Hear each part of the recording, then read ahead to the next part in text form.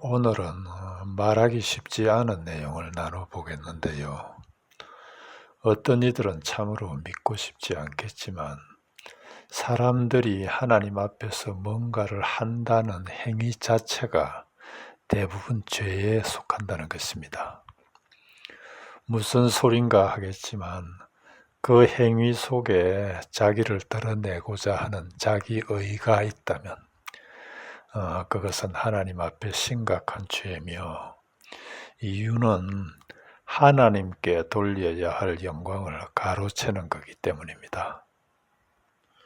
혹자는 그래도 그렇지, 그래도 하나님을 위해 뭔가를 열심히 하는데 그게 뭐 나쁜가, 그게 어떻게 죄가 되나 하겠지만, 또는 그래도 그렇지 뭐 그렇게까지 심하게 말하는가 할지 모르겠지만 성경은 이에 대해 참으로 엄격합니다. 하나님은 말씀하십니다. 이사야 42장 8절, 나는 여호와니 이는 내 이름이라. 나는 내 영광을 다른 자에게, 내 찬송을 우상에게 주지 아니하리라. 예수님도 말씀하십니다. 요한복음 5장 44절, 너희가 서로 영광을 취하고 유일하신 하나님께로부터 오는 영광은 구하지 아니하니 어찌 나를 믿을 수 있느냐. 하나님은 자신의 영광을 누구와도 나누지 않으며 하나님의 영광 대신 자기 영광, 즉 자기 의를 구하는 자는 예수님을 믿지 않는 믿음 없는 자라는 말씀입니다. 우리 한번 자신을 잘 돌아보십시다. 하나님의 이름으로 뭔가를 했는데 그 속에 어떤 모양으로든 자기를 드러내고자 했던 그런 자기의가 참으로 없었는지, 만일 있었다면 그것이 바로 믿음 없는 죄라는 말씀입니다. 지금부터 자기의를 구하는 사람들의 몇 가지 예를 말해 보겠습니다.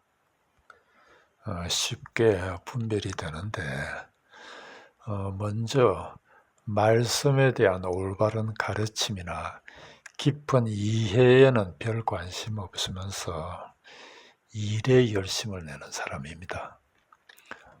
더 이상 설명이 필요 없겠지요. 둘째는 자신의 됨됨이보다는 활동을 통해 인정받고 싶어하는 사람입니다. 하나님 앞에 자신이 어떤 존재인가를 깨달아 알기보다는 사람들에게 보여지는 그런 행위를 앞세우니 우리 기독교의 본질을 모르는 자기 의를 추구하는 자가 분명합니다. 셋째는 열심히 활동하는데 그것을 못하게 하면 기가 죽는 사람입니다. 주위에서 어렵지 않게 볼 수 있는데, 사람들은 이들을 보고 단순히 시험 들었다 하는데 사실은 시험 든 게 아니라 원래 그런 정도의 자기 의를 구하는 사람들인 거지요. 넷째는 일을 통해 다른 사람과 경쟁심을 느끼는 사람입니다. 주로 일을 통해 만족을 얻고 남들과의 비교를 통해 자신의 안정과 우월을 느끼는 자들인데, 대부분 자기 의로 가득 찬 누가복음 18장에 나오는 바리새인 같은 사람들입니다. 다섯째는 타인의 눈을 의식하는 사람입니다. 이는 결국 자신의 영적 미숙함을 가리기 위한 짓일 뿐인데, 참 믿음의 사람이라면 자신의 미숙함이 드러나도 별로 개의치 않습니다. 오히려 그래 그게 나지 뭐 하며 그런 자신의 미숙함을 그대로 받아들이고, 그럼에도 이런 부족한 나를 당신의 은혜로 품어주시다니 하며 오히려 그분의 은혜를 찬송하며 그분께로 더 나아가니까요. 여섯째는 은사를 자랑하며 그것으로 다른 이들과의 차별성을 누리는 사람들입니다. 보이지 않는 것들의 증거가 믿음인데 보이는 것들, 밖으로 드러나는 은사 같은 걸로 자랑하고 누리니 이들도 분명 자기 의를 쌓는 자들임에 분명합니다.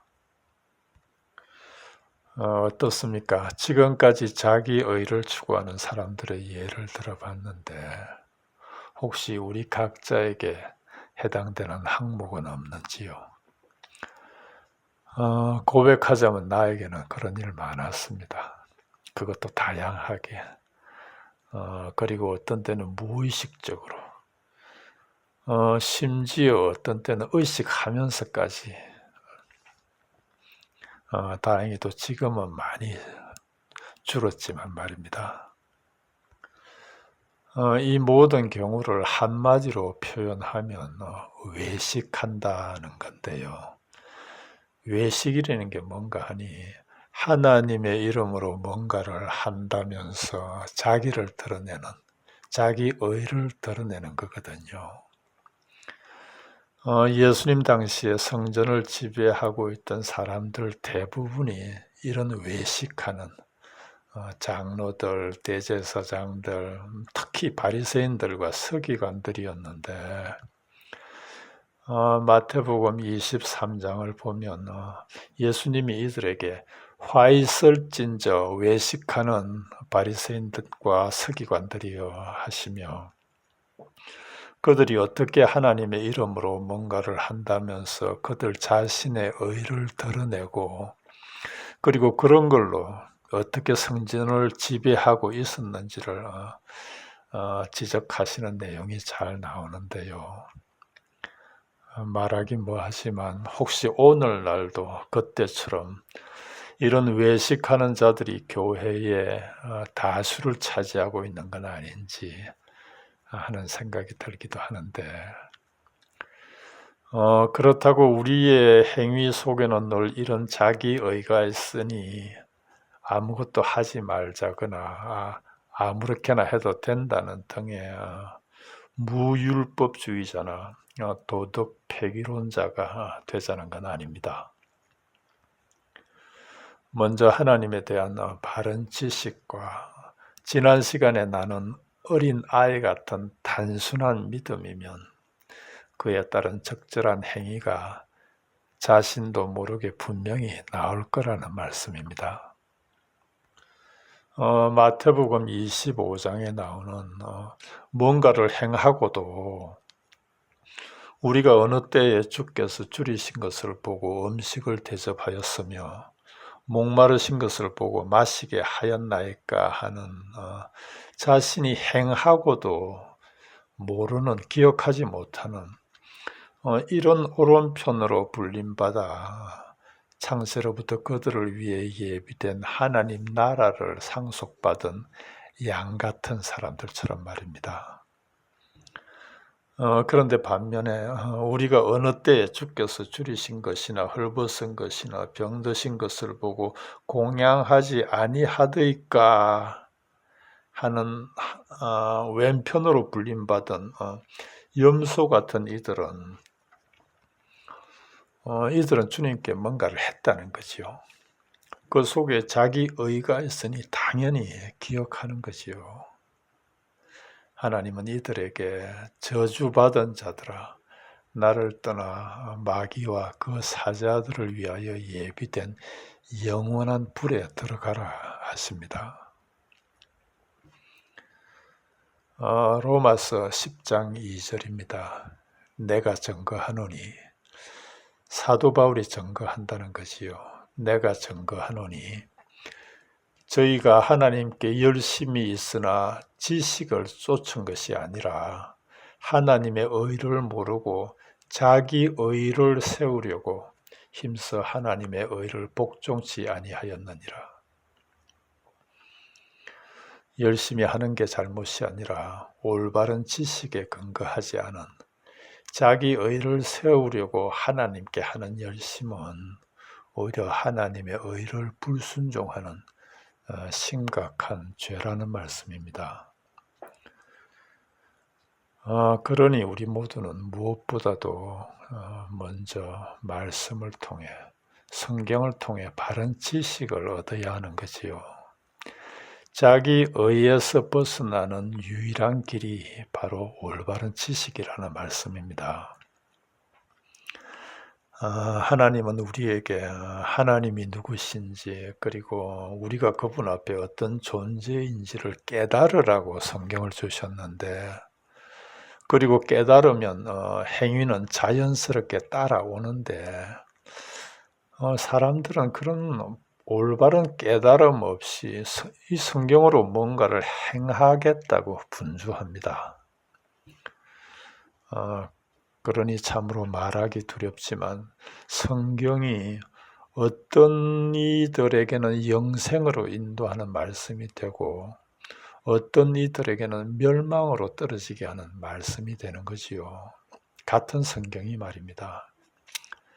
마치 같은 예수님이 어떤 이들에게는 모퉁이 돌이 되지만 어떤 이들에게는 거치는 돌이 되는 것처럼 말입니다. 베드로후서 3장 18절입니다. 오직 우리 주 곧 구주 예수 그리스도의 은혜와 저를 아는 지식에 자라가라. 영광이 이제와 영원한 날까지 그에게, 우리 주님에게 있을지어다. 아멘. 오늘은 여기까지 하겠습니다.